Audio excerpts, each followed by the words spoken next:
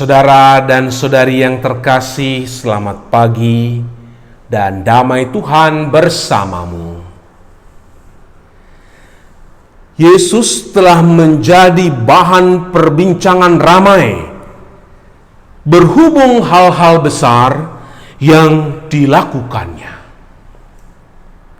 Herodes ingin mengenal dekat pribadi Yesus, namun prasangkanya yang besar bahwa Yesus mengancam kekuasaannya menjadikan dia terhambat untuk melihat dengan iman. Bertahun-tahun kita percayai Yesus, tetapi mengapa dalam keadaan sehari-hari kita tidak dapat melihat Dia? Kita tetap meragukan Dia. Berjuanglah untuk semakin mengenal Dia, agar tiada lagi keraguan di dalam diri kita. Dalam nama Bapa dan Putra dan Roh Kudus. Amin. Allah yang menanamkan iman kepercayaan di dalam diri kami, ajarilah kami semakin mengimani Yesus Kristus Putramu, Sang Penyelamat hidup kami. Semoga tiada lagi keraguan dalam hati kami, bahwa Dia telah memberikan segala-galanya, supaya kami memperoleh hidup dalam segala kelimpahan-Mu. Dialah Tuhan dan pengantara kami, sekarang dan selama-lamanya. Amin. Tuhan bersamamu dan bersama rohmu. Inilah Injil Yesus Kristus menurut Lukas. Dimuliakanlah Tuhan.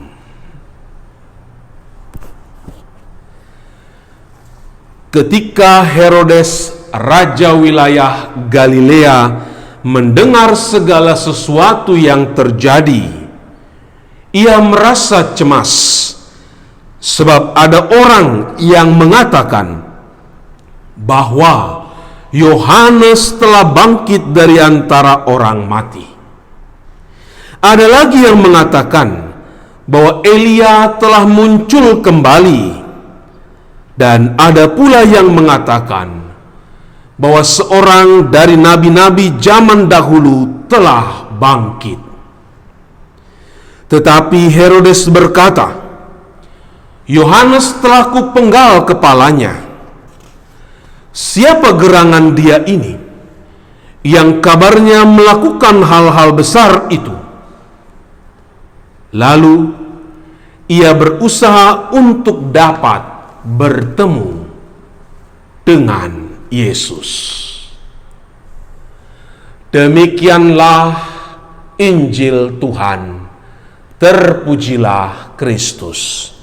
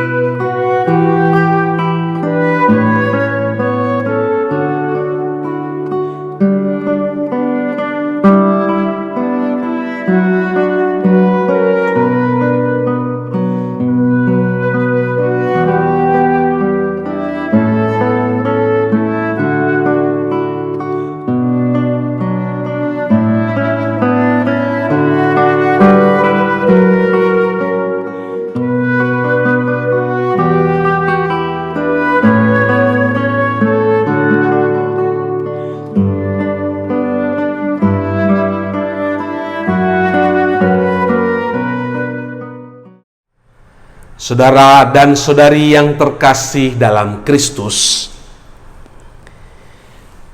Yesus telah melakukan banyak hal dalam pengajaran, maupun karyanya. Dan itu menarik hati banyak orang.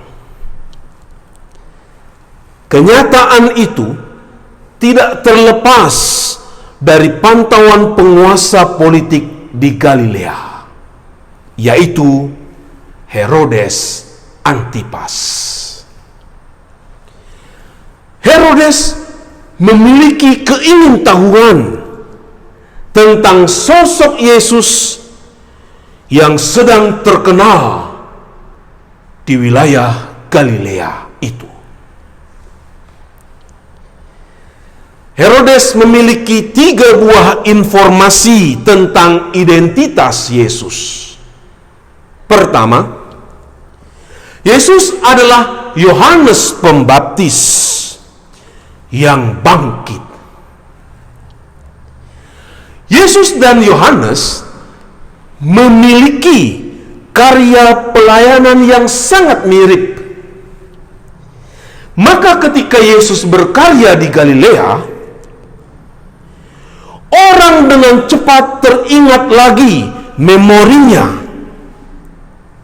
akan karya Yohanes di dalam diri Yesus. Yohanes sangat dikenal oleh orang-orang di Galilea.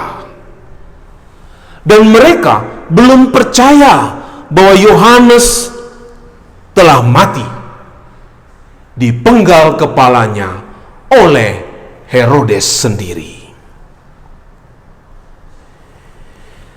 Andai kata Yohanes telah mati, ia pasti bangkit.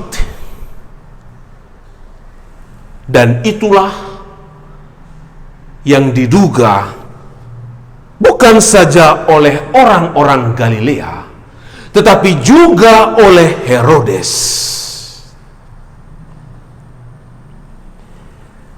Kedua, Yesus adalah Elia yang datang kembali.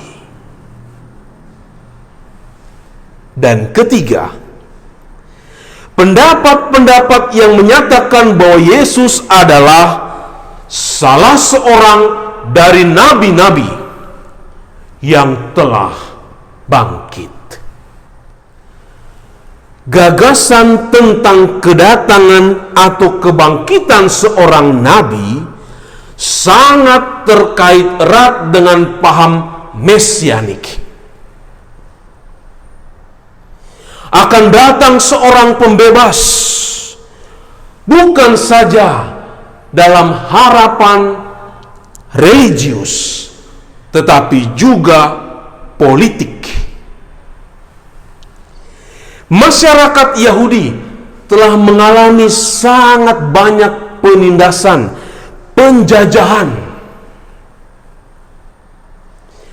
dari penguasa asing, termasuk juga dalam kebijakan pajak-pajak yang mencekik leher rakyat. Mereka sangat membutuhkan tokoh, figur yang bisa melepaskan himpitan dan kesesakan hidup mereka.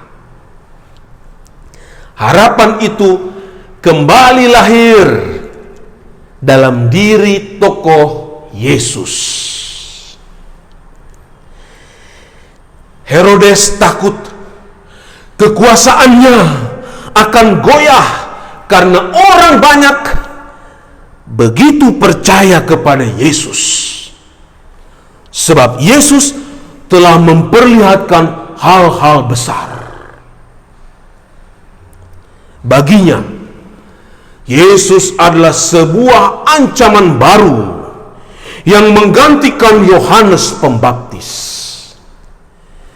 Jika Herodes memiliki keingintahuan atas pribadi Yesus, tidakkah kita mempunyai kepentingan yang sama, teristimewa di bulan Kitab Suci Nasional ini? Kita ingin lebih mengenal secara mendalam Yesus Tuhan kita. dan membangun persaudaraan dengan Dia. Tuhan Yesus Kristus, kami bersyukur atas cara Engkau bergaul bersama manusia. Engkau menyediakan dirimu sebagai santapan kehidupan bagi kami. Kami telah menyambutmu dan mengalami persatuan dengan Dikau. Semoga kami semakin mengenal dan beriman penuh kepadamu.